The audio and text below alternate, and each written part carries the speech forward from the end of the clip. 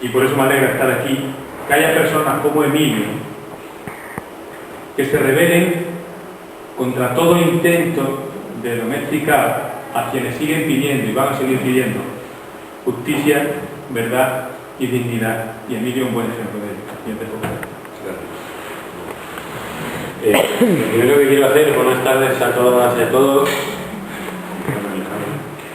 es dar las gracias al grupo de trabajo Recuperando la Memoria de la Historia Social de Andalucía y a Cecilio en concreto, que sí que me parece un motor, porque es una persona que tiene una energía, una locomotora de todo esto.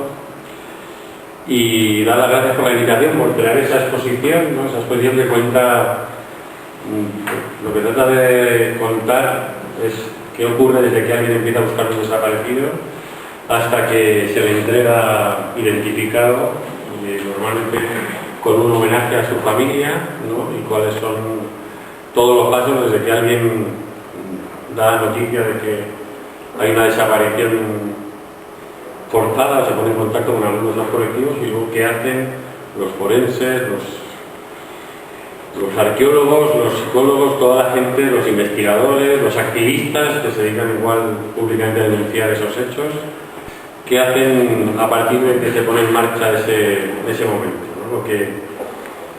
¿no?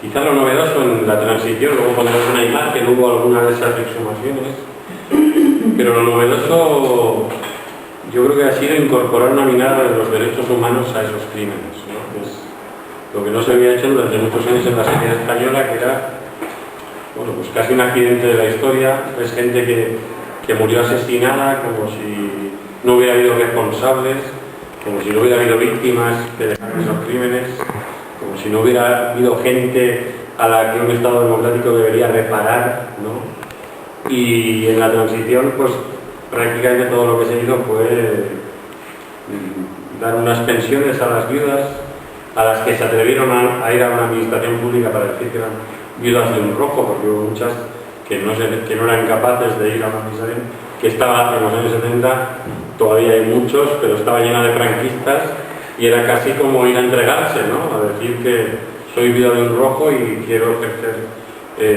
mi derecho a tener una pensión como tuvieron desde el primer momento las víctimas de lo que el franquismo llamó la Horda Roja, las hordas marxistas, y en el caso, por ejemplo, de los religiosos, pues tuvieron unas pensiones de una cuantía especial, ¿no? Esta imagen que se ve aquí es ya de un periódico cordobés, ¿no? Que en su primera edición, cuando fue tomado en agosto del 36 por los franquistas, y me interesa mucho porque lo que hace ese titular es definir exactamente lo que son los crímenes contra la humanidad, ¿no? Lo que es un genocidio. Habla de que las valiosas fuerzas que luchan por España limpian de masistas los pueblos, y esa es la definición perfecta de lo que es un genocidio, ¿no? Es una limpieza que no tiene ni que ser cuantitativamente muy numerosa, ¿no? El genocidio como concepto está evolucionando, ¿no? Pues,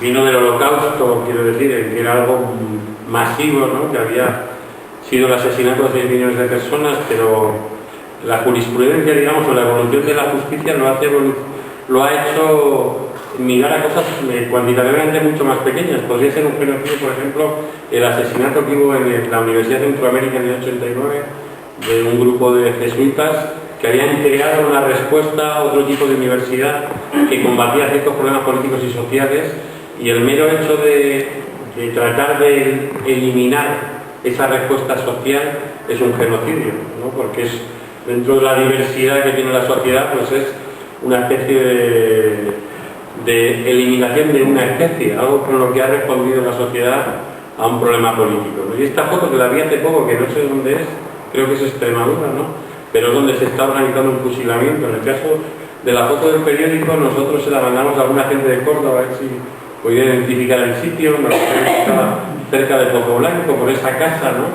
Posiblemente esto es una columna del ejército, y aquí hay un grupo de civiles con los brazos en alto, donde es muy posible que haya una fosa común, ¿no? Y en esta foto de la izquierda están preparando un pelotón de fusilamiento, ¿no? Que es una foto bastante similar en ambos casos, ¿no? Pero ahí se define muy bien qué fue el levantamiento de los fascistas del 18 de julio del 36 y que buscaban, ¿no? Que era una limpieza, fue casi una guerra colonial, ¿no? Que vamos a, aquí hay alguien que ha invadido, que ha tomado el poder y que no debería estar aquí, pues ese concepto, ¿no? De vamos a mejorar la raza, vamos a eliminar ese mismo concepto de limpieza que está en ese pueblo de Córdoba y está en Vallejo Nájera cuando hace una teoría para quitar los bebés a la presa republicana, ¿no? Que es lo mismo, ¿no? Una eugenesia, vamos a purificar la raza española porque de repente ha aparecido aquí una degeneración, casi, ¿no? En muchos de los problemas él hablaba de la transición, ¿no? Que tenemos ahora, el hecho de que estoy yo aquí hablando, o de que estemos aquí, o de que exista esta exposición en el 2014, tiene que ver con cómo se hizo la transición española, ¿no? Qué cosas consideró importantes y qué cosas consideró que era importante ocultar, ¿no? Y en este caso, este hombre es el presidente de la República, el presidente de Alemania actualmente, Joachim Gauck, un hombre que durante muchos años presidió una fundación que se llama Por la Democracia contra el Olvido, y él calificó la transición española, que ha sido vendida ejemplar o como algo ejemplar al mundo, como un ataque a los derechos, ¿no? Está hablando de cómo las víctimas del franquismo, de la dictadura, fueron abandonadas a su suerte y han tardado muchísimos años, todavía no lo tienen, en obtener un cierto reconocimiento, ¿no? Hay una película que yo creo que cuenta muy bien lo que ha pasado en la sociedad española cuando llega la transición, que es Mambrú se fue a la guerra. Es una película protagonizada por Fernando Fernández Gómez, en la que él hace de topo, que en un pueblo se esconde durante 36 años hasta que muere Franco. Su familia tarda en decirle que ha muerto Franco porque sabe que va a ser una cosa que le va a impresionar mucho, ¿no? Cuando se disponga a salir del agujero en el que ha estado durante casi 40 años, y mientras van haciendo tiempo para decírselo, se aprueba esa ley de la que hablaba yo antes, de las viudas, ¿no? De esas pensiones. Su mujer es una viuda de guerra porque han mantenido oculto al padre durante muchos años, y la hija de este topo, cuando sabe que les van a dar una pensión, empieza a comprar aspiradoras, neveras, llega un tipo a su casa y se pasa 2 días firmando letras, ¿no? Porque, bueno, pues por fin van a poder tener cierto nivel de consumo, ¿no? Y entonces en el momento en que el padre quiere salir, como si sale del agujero, la madre dejará de ser viuda, pues la hija y el marido de la hija no le dejan salir del agujero, ¿no? Hasta que en un día se escapa con una especie de delirio y nadie le conoce en el pueblo porque se han olvidado de él, hasta 40 años muerto. Entonces sale a una calle y él mismo se vuelve a esconder en el agujero. Entonces para mí representa muy bien lo que ha pasado con la sociedad española, o con ciertos sectores de la sociedad española que tienen un pacto por el consumo a cambio de olvido, por decirlo así, ¿no? Vamos a ser del primer mundo, vamos a tener Ikeas y Carrefour, pero a esta gente y esta historia que la hemos tenido aquí escondida, la vamos a seguir teniendo escondida, porque a ver si va a impedirnos tener estos electrodomésticos, ¿no? Es muy impresionante la escena cuando la hija firma, yo no sé, 200 letras con un vendedor a comprar todos los electrodomésticos que existían entonces, y cómo paralizan al padre para que no salga del agujero, ¿no? Y eso en parte ha ocurrido en la historia de este país, ¿no? Que es como se ha mantenido ahí oculto eso para que no nos aguarde la fiesta, ¿no? La fiesta de la reconciliación nacional, y la fiesta en el que, según los que han construido ese mito de la transición, pues todos renunciaron a algo, ¿no? Y bueno, pues a mí me gustaría saber a qué renunciaron los franquistas, porque lo único que renunciaron, si se le puede llamar renuncias, a vivir en una dictadura, pero todos los demás privilegios los han conservado y los conservan hoy en día. Y eso tuvo mucho que ver con la ley amnistía de la año 77. Decía el poeta Juan Gelman, que ha muerto hace poco, como, hablando un poco de la dictadura argentina, o de la chilena, o de la uruguaya, como en los procesos de transición llegan los organizadores del olvido, ¿no? Llegan los que, bueno, tienen esa función, que es preparar el blanqueo de miles de biografías de la élite de la dictadura, de los asesinos, de los que se hicieron ricos gracias a ellos, ¿no? Hay muchísimas cosas aquí que no, o muchas fortunas ocultas que no se conocen en este país, ¿no? Yo cuando estaba en la facultad, por las tardes cargaba camiones para ganar algo de dinero y eran siempre de un hombre que se llamaba José Carrillo, unos camiones frigoríficos que tienen su base en Algeciras. Y un día me fui con un conductor de los camiones a tomar un café y digo, oye, ¿este José Carrillo quién es? Dice, no, este se casó con la hija del ministro de Franco y durante 20 años tuvo la exclusiva de transportar todos los productos perecederos que iban de la península a las islas Canarias. O sea, todo lo que se comieron los canarios durante 20 años que llegaba desde aquí lo llevó José Carrillo porque no podía llevarlo nadie más. Y construyó un imperio, bueno, que ha debido tener hasta casi pocos petrolíferos en Algeciras, ¿no? Pero esa clase social que se construyó gracias a la corrupción política y económica de la dictadura, gracias al triunfo de la violencia, gracias a la represión, hasta muchísimas cosas que son desconocidas, que no aparecen en los papeles, por decirlo así, ¿no? Hace 2 meses salió en el boletín oficial, bueno más, en diciembre salió en el boletín oficial del Estado una lista de 300 empresas de energía eléctrica que reciben una ayuda semestral del Ministerio de Industria para el transporte de energía. Son empresas pequeñas que abastecen a poblaciones de menos de 100.000 habitantes, ¿no?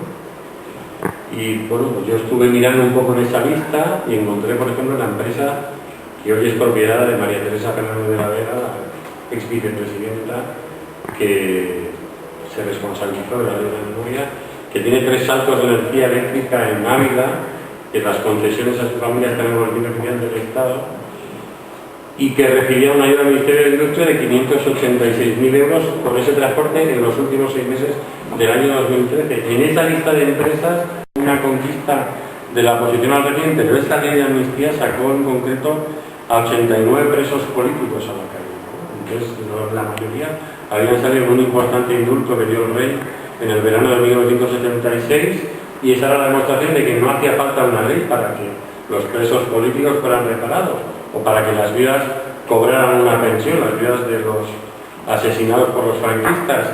Es decir, esta ley lo que hizo fue blindar esos privilegios, ¿no? Política y jurídicamente era una declaración de que esa élite corrupta, asesina, violenta y que se había rapiñado todo un país, pues no iba a tener que dar explicaciones de nada. Y eso se hizo con los votos de los partidos de izquierda que estaban en el Parlamento, precisamente porque a las elecciones del año 1977 no se pudieron presentar muchos partidos políticos y por supuesto ninguno que llevara en sus siglas la palabra república, republicano, porque se trataba de construir un parlamento donde nadie discutiera que íbamos camino de una monarquía parlamentaria o que íbamos a amnistiar todos los delitos contra los derechos de las personas, como dice literalmente el punto 2F de esa ley, cometidos por las fuerzas y agentes del Estado, ¿no? Y cuando dice todos los delitos, está hablando de cualquier violación de derechos humanos, por grave que sea, cuantitativa o cualitativamente. Esa ley lo que hizo fue blindar a esa élite, ¿no? Hubo otra gente que intentó hacer otra cosa, ¿no? Esto es una noticia de diciembre del año 78 que cuenta cómo han sido detenidos 23 miembros de la Junta Promotora del Tribunal Cívico Internacional contra los Crímenes del Franquismo, ¿no? Hubo una gente ligados a movimientos de derechos humanos, algunos de esos partidos políticos que no habían podido entrar en el Parlamento porque no fueron legalizados, como dijo Rodolfo Martín Villa pues antes de las elecciones de junio del 77, por haber sido contrarios a la forma de Estado. Y bueno, pues un grupo de gente trató de crear un tribunal internacional con participación de historiadores como Pierre Vilar, que ha presentado en varios países europeos, que tuvo apoyo de gente de la cultura como Pepa Flores, Carlos Cano, Luis Llach, Vidi Montllor, que es gente que consideró que un tribunal como este debía salir adelante, pero casualmente, y lo pongo con muchas comillas, el primer día que se reunió en Madrid y diseñado políticamente a principios de diciembre del 78, poco antes del referéndum de la Constitución, pues los 23 que se reunieron en Madrid fueron a comisarías, ¿no? Y ellos hicieron incluso exhumaciones en los años 70, a finales de los 70, se reunieron, encontré, no sé si lo tengo aquí, una noticia de un viaje en el que se va a entrevistar Leopoldo Calvo Sotelo en el año 81 con el presidente de la República Francesa y le preguntan en una rueda de prensa por este tribunal cívico que un día antes se había reunido con el presidente de Francia, con el jefe de gabinete, ¿no? Que hicieron un trabajo muy importante fuera de España para denunciar que aquí ha habido crímenes que deberían ser juzgados, ¿no? No se puede encontrar en ningún libro de este país un artículo sobre este tribunal, ¿no? Y generó mucha documentación porque había juristas muy potentes en él. Quiero decir, hubo un magistrado de Barcelona que es de origen sevillano, que se llama Enrique Álvarez Cruz, que es hijo de un desaparecido, su hermano es poeta. Este hombre, siendo juez en el año 78, se inculpó en un juicio por aborto por 13 mujeres que habían abortado en Bilbao. Es decir, lo que suponía en un magistrado en plena transición se le declarara culpable de un delito de aborto. Es de origen sevillano, su padre está desaparecido, posiblemente en la fosa del cementerio de Sevilla. Este hombre ya es muy mayor, pero tiene muchísima documentación sobre este tribunal. Y algo ha pasado para que el relato, que yo tengo 48 años, haya llegado a mi generación, sea el de que nadie pidió otra cosa, y resulta que sí hubo gente que pidió otra cosa, ¿no? Incluso la estuvo defendiendo, ¿no? Esto que está tantos días, estos días de actualidad, por la paella famosa que se han comido para celebrar, entre ellos uno de los imputados en los juicios que se están llevando en Argentina contra el franquismo, Muñecas, que es quien conducía el autobús donde llegó tercero al Parlamento en el 23, ¿no? Pues ese golpe que en teoría triunfó o no triunfó, pues tuvo una función muy importante, ¿no? Que fue la del miedo, o sea, la de fabricar miedo. Y eso es curioso cómo en los relatos, no voy a decir el que se ha hecho por Jordi Évole hace poco, sino en los relatos, libros, documentales, en los que se habla del 23F, siempre se va buscando, sin que nadie lo quiera decir, la figura del rey, pero es el elefante blanco, pero nunca se habla del efecto social que tuvo, ¿no? Y el efecto social fue, desde la quema de miles de documentos, yo he hablado con familiares que esa noche se despedían por teléfono, porque habían asomado la patita esa noche y pensaban que se iba a repetir lo que había ocurrido unos años antes, ¿no? Pero es curioso que nunca se hable del efecto que tuvo en la gente, porque quizás ese era uno de sus objetivos, que era asustar. O sea, en un país donde, bueno, iba a venir una victoria del Partido Socialista, no voy a decir que el Partido Socialista fuera a hacer una revolución, pero sí era una incógnita qué iba a hacer la gente, ¿no? Y tenemos en cuenta que en unas elecciones municipales, en el año 31, cambiaron el régimen aquí. La incógnita era qué iba a hacer la gente, ¿no? Pues seguramente este golpe de Estado ayudó a que la gente fuera en fila india y hacia donde el poder quería que fuera, ¿no? Porque en ese momento se estrechó la democracia española, ¿no? Y se estrechó no solo eso, el miedo ataca la capacidad de pensar, que esa transición podría haber sido de otra forma, podríamos haber ido hacia otro lugar, ¿no?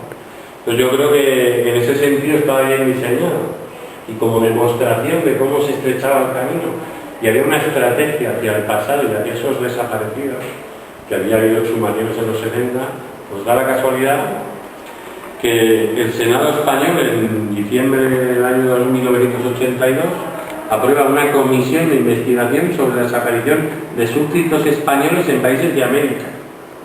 O sea, aquí no había pasado nada, pero eso se va a convertir en una estrategia, en toda una estrategia política, que vamos a buscar fuera lo que no queremos que se vea dentro.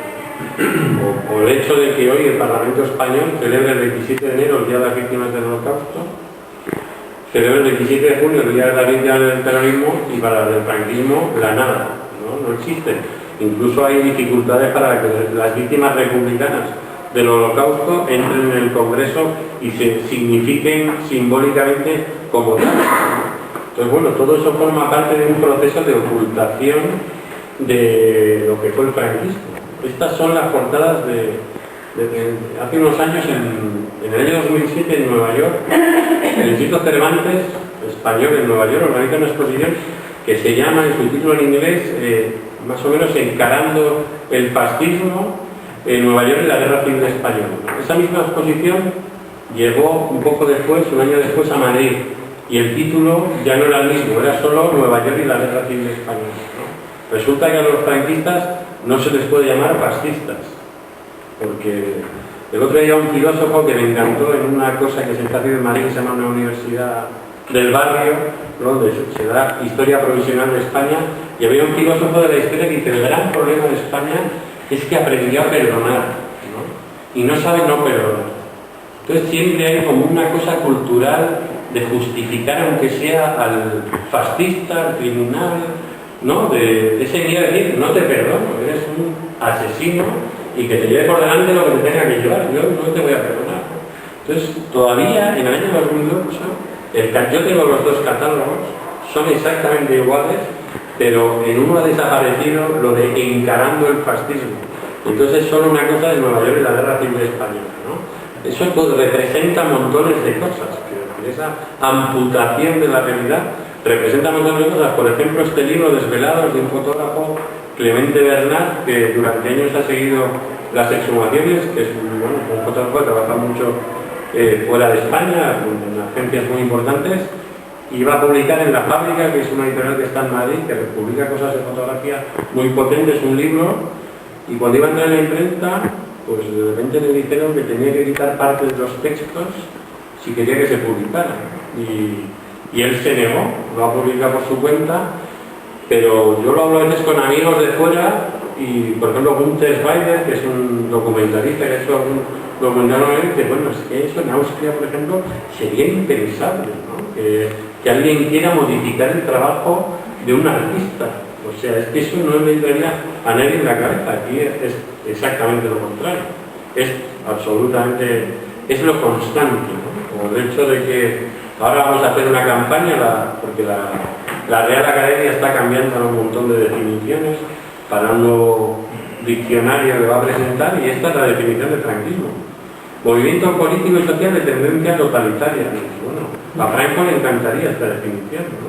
Este es el diccionario de referencia del castellano en todo el mundo, y es una definición: tendencia totalitaria, como si fuera un hombre que de vez en cuando subía el tono de voz, ¿no? Y bueno, habrá que definirlo tal y como es. No era un asesino de masas, de decenas de miles de personas, y en esa academia se han sentado y se sientan pues muchos progresistas de este país que no sé qué trabajo hacen, pero no han hecho ningún trabajo por democratizar ese diccionario, ¿no? Incluso hay un chico que está catalán, que está haciendo una universidad inglesa, y su tesis doctoral es sobre libros que se siguen editando censurados el año pasado. O sea, nadie ha hecho el trabajo de devolverles lo que les quitó la censura, ¿no? Y es una demostración de las carencias democráticas y en la cultura política que tiene todavía este país. Ya no digo lo de las calles, ¿no? El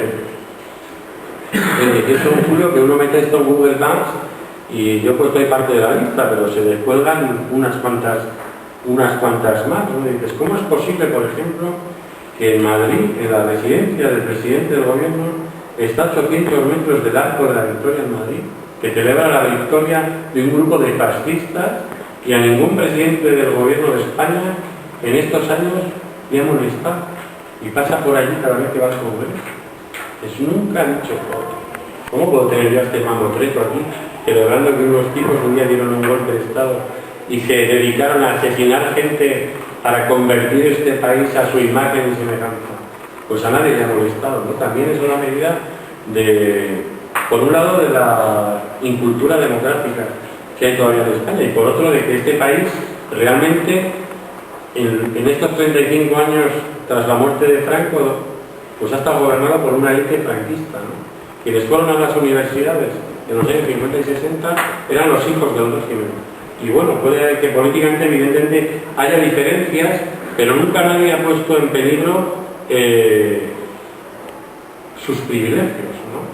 Un día estaba yo sentado en una charla al lado del juez José Antonio Martín Pallín, que era dejado supremo hace un par de años, y allí contó cómo la ex vicepresidenta del gobierno, María Teresa Fernández de la Vega, cuando se enteró que Garzón iba a abrir una investigación sobre el franquismo, dijo: se van a acabar los garzonadas, y está poniendo las bibliotecas, ¿no? Y se acabaron porque ella y Federico Trillo llegaron a un acuerdo, el mismo acuerdo al que habían llegado para nombrar, justo casualmente en septiembre del 2008, cuando Garzón iba a empezar la investigación, llegaron a un acuerdo para nombrar a un presidente del Tribunal Supremo que se llama Carlos Díaz, y que en una emisora de radio dijo que creía más en la justicia divina que en la humana.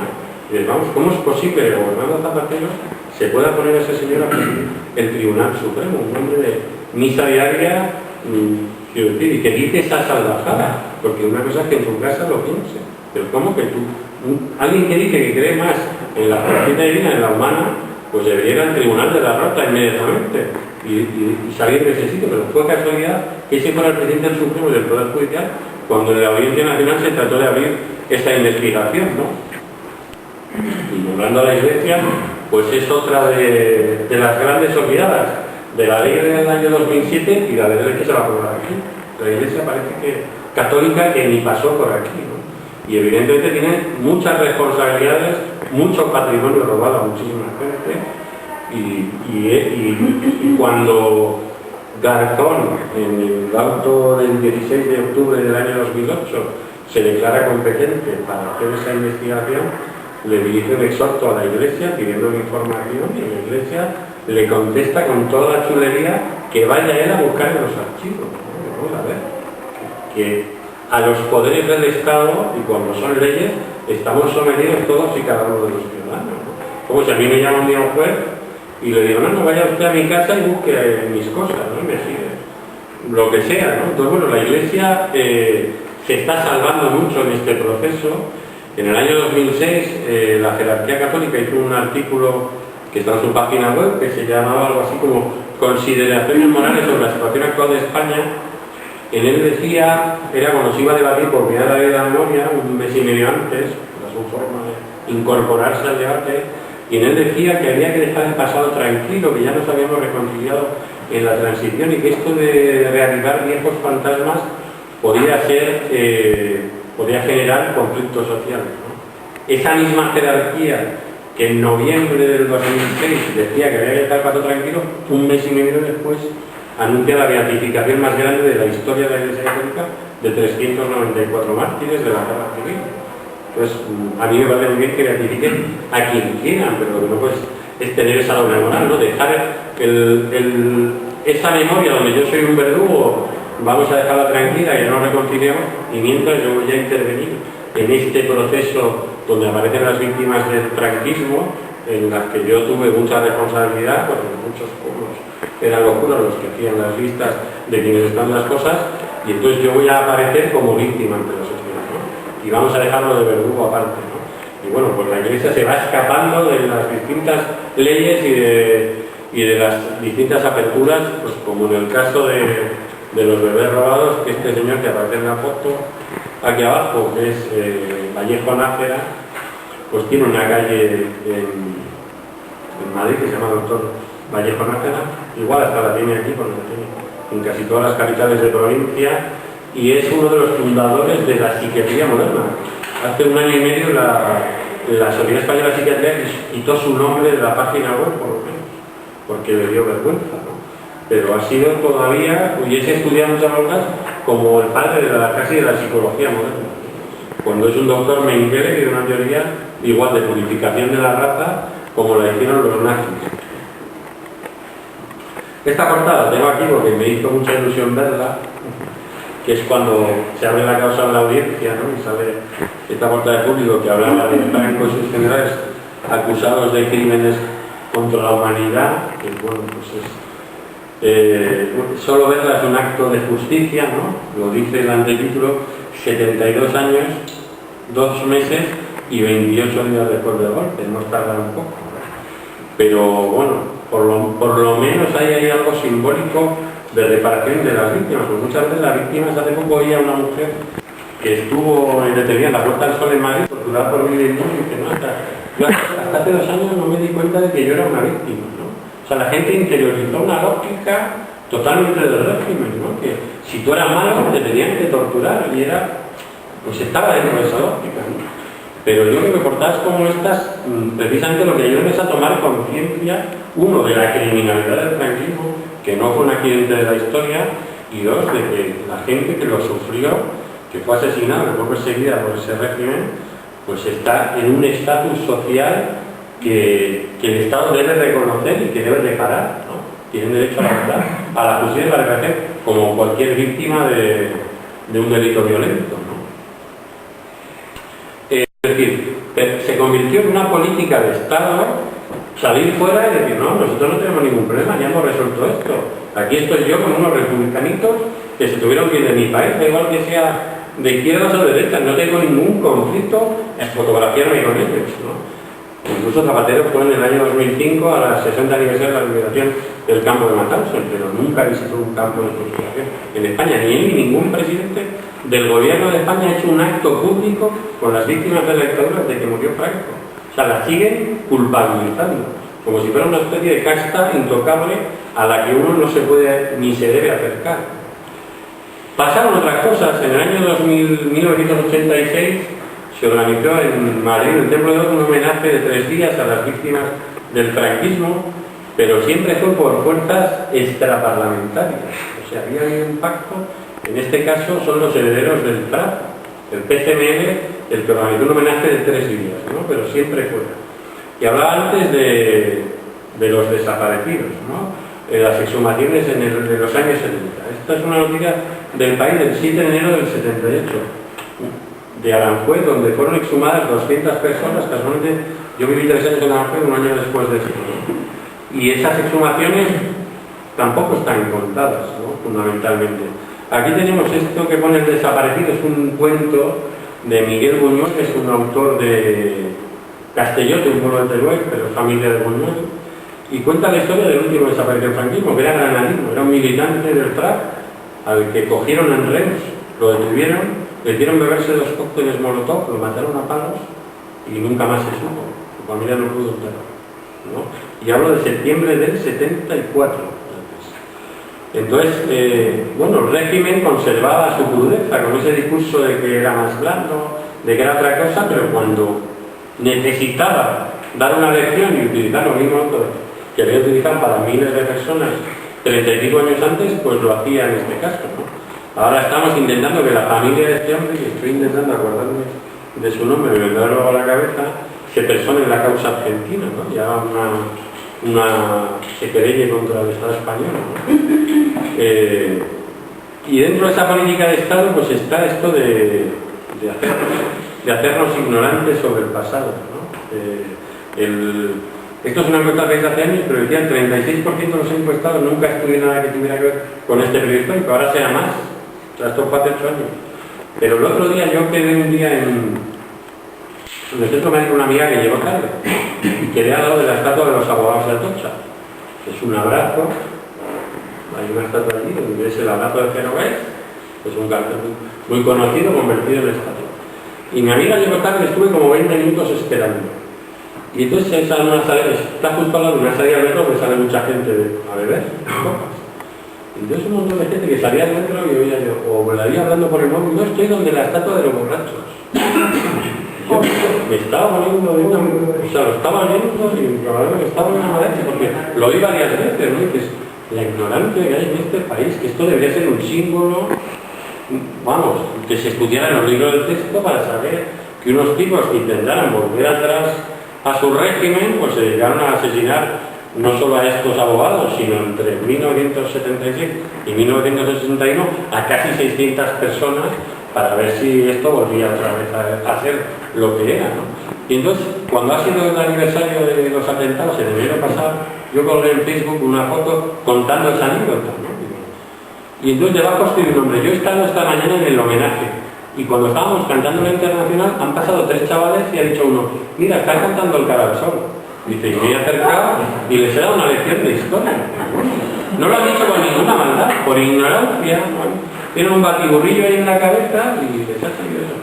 Y eso todo es consecuencia de una política del Estado español. No es una casualidad, no es que los jóvenes sean tontos, no. Es que se les ha preparado para no saber. Y para no saber que eso no son un grupo de borrachos, sino unos tipos que defendían derechos de los trabajadores y entre ellos el niño y unos cuantos como él llegaron allí a asesinarlos, ¿no? Y luego pasan cosas mejores, ¿no? Que es esta foto del 14 de abril del año 2010, donde se presenta en Argentina esa querella contra el franquismo, y ahí está Darío Rivas, que es un hombre de origen gallego que vivió en Buenos Aires, que su padre fue exhumado en Castro de Rey, en Lugo, 5 años antes, ¿no? Y que fue el primer denunciante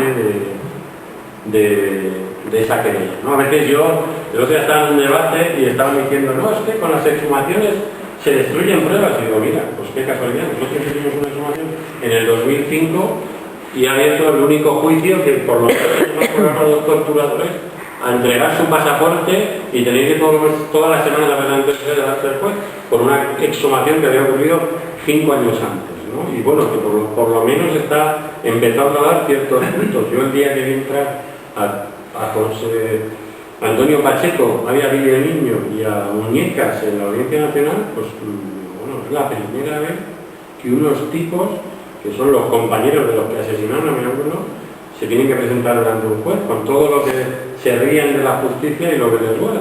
Muñecas es el otro que estaba el otro día en la paella de Valdemoro también, ¿no? Porque además era el que conducía el autobús de Tejero al Congreso, pero por primera vez se ha tratado criminalmente a un responsable de esos delitos, ¿no? Y tiene que ver también con que en Argentina se ha dado un progreso que era inimaginable hace 10 o 12 años. Si alguien hubiera escrito lo que está pasando ahora en un libro, pues lo hubieran puesto en la sección de ciencia ficción, ¿no? De una librería. Y ahora tienen 500 condenados, han recuperado la identidad de 110 bebés robados y es un proceso imparable que incluso está iniciando su camino hacia la trama económica, que ya, digamos que la parte militar ya la tienen enfilada y ahora están entrando en investigar la trama económica de la dictadura. ¿Qué pasaría aquí si se investigara la trama económica de la dictadura? Pues por ejemplo, el Estado de Santiago de Madre, que está hecho sobre el suelo, confiscado a una aristócrata sin paridad de la Segunda República, pues igual tendría que ser de su legítimo dueño, como ahora miles de propiedades en Andalucía que se quedaron los asesinos. De hecho, contaba el relator para la verdad, la justicia, la reparación y las garantías de no repetición, Pablo de Grey, que estuvo hace poco por aquí, que uno de los casos que más le había impresionado era la historia de una familia que asesinaron a su padre, al padre, el falangista que lo asesinó se quedó con su casa y le alquiló una habitación a la familia del asesinado y vivían alquilados en su propia casa. O sea, una cosa perversa que yo cuando oigo a veces que hay gente que se escandaliza porque un preso de ETA sale de la cárcel y va a vivir a 1 kilómetro de una víctima, que será molesto, igual que era molesto que uno de los alumnos de mi padre se pasaba con la escopeta cuando iba a cazar delante de casa de mi abuelo, pero si te escandaliza eso te tendrá que escandalizar todo, ¿no? Porque la historia de este país es gente que ha vivido hasta alquilada en su propia casa mientras estaba fumándose un puro el asesino en el salón de la casa, ¿no? Y él decía que era como lo más perverso que había oído en las historias que ha ido, que el proceso argentino, que bueno, va caminando, ¿no? Ahora ha solicitado, que ya sabemos que se ha cursado una petición al gobierno español para exhumar una cosa en Guadalajara, de esta mujer, Extensión Mendieta, que sale ahí en pequeñito a la derecha, una mujer que cumplió 88 años volando en un avión a Buenos Aires para declarar delante de una jueza, ¿no? Qué maravillosa democracia que hace a una gente como esa tener que irse a 11.000 y pico kilómetros de aquí a obtener la oportunidad de declarar delante de un juez, ¿no? Que me parece una cosa brutal, ¿no? El hecho de que alguien así tenga que estar, aunque ella estaba emocionada y muy contenta de hacerlo porque decía que era su deber, pero es así de triste, ¿no? Y esta misma mujer el otro día, entre el lunes, presentó una querella contra Rafael Hernando porque hizo unas declaraciones en noviembre del año pasado en un programa de televisión donde decía que había víctimas que solo se acordaban de sus padres cuando había subvenciones, ¿no? ¿Alguien se imagina que dijera algo parecido de una víctima del terrorismo? ¿Qué pasaría en este país con un político que dijera eso, ¿no? Y aquí no pasa nada, ¿no? Un poquito antes, y no lo hemos denunciado porque no conseguíamos el acta del pleno municipal y se nos pasó el plazo, pero un alcalde en la provincia de Lugo, en Baraya, dijo que los asesinados por franquismo se lo merecían, ¿no? Un partido político, se llama el Partido Popular, que está ilegalizando partidos políticos porque no condenaban la violencia. Y cuando se le pidió que dimitiera, dijo, no, es que mi partido ya me ha perdonado. Precisamente la foto que está ahí fuera, es la imagen donde está ese señor mayor en el Monte de la Andaya, en la provincia de Burgos. Esa es la foto grande que hay de una cosa aquí en el patio, donde se hizo al acabar la exhumación un homenaje a...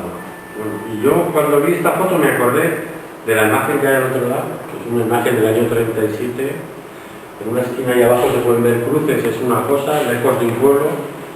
En Galicia hay una serie que hizo Castelar que se llama Galicia Mártir, que están enterrando cadáveres en una fosa y debajo hay una leyenda que dice: no entierran cadáveres, entierran semillas, ¿no? Y me pareció un mensaje que tiene que ver totalmente con el trabajo de recuperación de la memoria, porque en el fondo es recoger algo que sembraron esos abuelos y abuelas, que fue la transición a la democracia, que no la hicimos en 1978, la hicimos en los años 30, cuando en este país los hombres y las mujeres ya eligieron a sus representantes políticos con sufragio universal.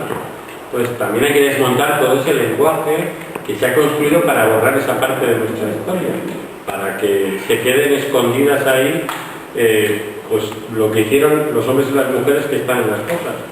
Y de ese mismo hombre hay otra imagen que está de la derecha, que la hizo en la misma época, ¿no? En plena guerra civil. Esto me dice esta serie de dibujos, que es pues, un hombre asesinado en el fuego con dos niños que le están mirando muy tristes, y hay un lema debajo que dice: la última lección del maestro, ¿no? Y la última lección del maestro es enseñar su muerte, ¿no? Cuando nosotros consumamos la primera cosa, pensamos: ¿qué hacemos con estas imágenes?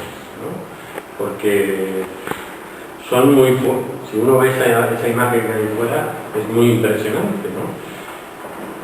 Y puede que los medios de comunicación las utilicen morbosamente, ¿no? Pero por otro lado es una oportunidad que tienen los asesinados de contar lo que les hicieron, ¿no? De contar que tienen 2 orificios de bala en el cráneo, que no murieron por un accidente, que fue una gente que quería limpiar los marxistas de este país y que se dedicó a asesinar civiles a diestro y siniestro, y que se han 80 y pico, creo, en estos años. Pues el verano pasado hablábamos en una exhumación de cómo la sociedad ya ha hecho un aprendizaje, ¿no? De algo que generaba hace 12 años una tensión, lo notabas en los pueblos, ¿no? Hay un aprendizaje que se ha hecho al ver, pues como él hablaba de Senén García, el hombre que decía: todo lo que brota lo corta, ¿no? Al ver que brota algo y no lo corta, ¿no? Y eso ha permitido aprender y desaprender, ¿no? Porque esa frase que él ha dicho es la otra cara de una moneda. A mí mi padre, el hijo de mi abuelo asesinado, me decía una frase cuando era adolescente, que era: el que vive de sueños muere de realidades, ¿no? Que era la enseñanza que él había sacado del asesinato de su padre, ¿no? Que es: deja de soñar y acepta lo que hay, porque no puede haber otra, porque si no te mueres, ¿no? O te matan. Entonces, cosas que fuera de Estado, que se responsabilizara de las exhumaciones y la enseñanza, y que hicieran un esfuerzo en la enseñanza. Para mí, el mejor monumento que se puede hacer a mi abuelo está en un libro de texto. O sea, que una historia como la suya y la de los 113.000 que fueron asesinados como él esté en los libros de texto. Para mí es el mejor monumento, que está dentro de la cabeza de la gente, ¿no? Y esa ley ha dejado todos los problemas que enuncia sin resolver. ¿Verdad? Los caídos esos problemas siguen sin resolver. El Estado no se responsabiliza de las exhumaciones. Las sentencias siguen siendo legítimas y sus consecuencias. Quiero decir, realmente España sigue llena de calles franquistas, de monumentos franquistas. O sea, no reparó, por decirlo así, del abanico de peticiones que debió tener la comisión, que recibió a 36 organizaciones, y entre ellas a la Falange, en mayo del año 2005, que yo me preguntaba qué va a reclamar la Falange para que este país fue un fin de guerra en el año 2004, como algo que está pendiente de recibir. Y el texto que yo me he leído de la ley andaluza, pues en el fondo me parece un poco igual. Quiero decir, he leído que la Junta de Andalucía exhumaron 11 cosas comunes este año. Nosotros, entre el año 2000 y 2006, sin que hubiera ninguna ayuda pública para eso, exhumamos 84 cosas. Porque yo no entiendo una administración que tiene un montón de universidades, de expertos de todo tipo, laboratorios de ADN, arqueólogos, forenses, no ponga toda la carne en el asador. Porque si algo dicen las resoluciones de Naciones Unidas con respecto a estos hechos, es que estos delitos se llaman permanentes. Quiere decir que cada día que pasa vuelven a ocurrir. Cada día que pasa en que el asesino no ha dicho dónde está desaparecido y la familia no conoce el paradero, está volviendo a asesinar. Y la familia está volviendo a ser torturada, porque el delito de desaparición también es una tortura para los familias. Por eso, una de las cosas en las que las soluciones humanitarias ponen más énfasis es en la urgencia. O sea, vamos a dejar de hacer sufrir a esta gente. Vamos a dejar de que esa mujer que estaba ahí antes tenga que volar a 11.000 kilómetros y que tenga que ser una jueza argentina la que pide que exhumen a su padre. A menudo, por ejemplo, se ha debatido entre las asociaciones, o a mí incluso a veces me reprochan porque nunca he hecho nada por hacer una unidad entre las asociaciones, ¿no? Y yo pongo, por ejemplo, el ejemplo de todos los nombres de aquí. Digo, bueno, si hubiéramos estado todos juntos, hubiéramos construido una respuesta que nos serviría a todos. Pero lo que ha ocurrido es que precisamente la diversidad ha generado diversas respuestas, ¿no? Y yo siempre pongo el ejemplo de todos los nombres. Digo, mira, han hecho un proyecto que documentalmente es alucinante todo lo que tiene metido, y si entre todos hubiéramos decidido por mayoría que ese no era el proyecto, si hubiéramos estado todos unidos, pues no hubiera existido, ¿no? Yo creo que no tiene por qué ser determinante lo que digan, pero se tienen que sentir partícipes en un proceso. Y estamos hablando, me refiero a procesos donde la justicia no actúa. De Andalucía, las 600 cosas que hay, a ver qué hacen los jueces de primera instancia, que según una sentencia del Tribunal Supremo son competentes para hacer esas investigaciones, ¿no? Digo, hay que crear retos, entre comillas, a esta realidad, porque si vamos a administrar la realidad, estamos cayendo en una de las grandes trampas de este país, ¿no? Que en muchas cosas es un país reproductivo y no es un país productivo. Entonces, si vamos a estar repitiendo como un hámster que da vueltas en una rueda sin ir a ninguna parte, pues yo creo que es un peligro. Y yo creo que allí quienes establecen un control son los colectivos y los que más conocen además la realidad, ¿no? Porque realmente son quienes escuchan día a día a quienes están afectados por este tema. Y es algo que yo creo que siempre debe estar ahí, ¿no? Porque a menudo las administraciones funcionan con otros criterios y con otros tiempos, ¿no? Y no son los de la urgencia, que en este caso a esta mujer y no es que no se pueden morir tranquilas, porque el Estado les niega, ya no estoy diciendo el mayor listón de derechos, algo tan básico y humanitario como dar una sepultura digna, ¿no? Quiero decir que han denunciado desde otro ámbito que la impunidad se ha convertido en uno de los mayores problemas de la sociedad española, no la del franquismo, sino todas las que ha apadrinado esa impunidad, que se ha convertido en un hábito. Si uno ha puesto el listón de lo que no se juzga y condena aquí arriba, que estamos hablando de la desaparición de 113.000 personas, pues cuántos miles de delitos que son menos graves pasan por debajo del listón. Pues los estamos viendo todos los días, ¿no? Y en ese sentido, yo creo que la lucha por la recuperación de la memoria, que tiene un montón de planos, digamos, en los que opera y actúa, tiene acción de la democracia, ¿no? Y es que esta democracia no será digna hasta que no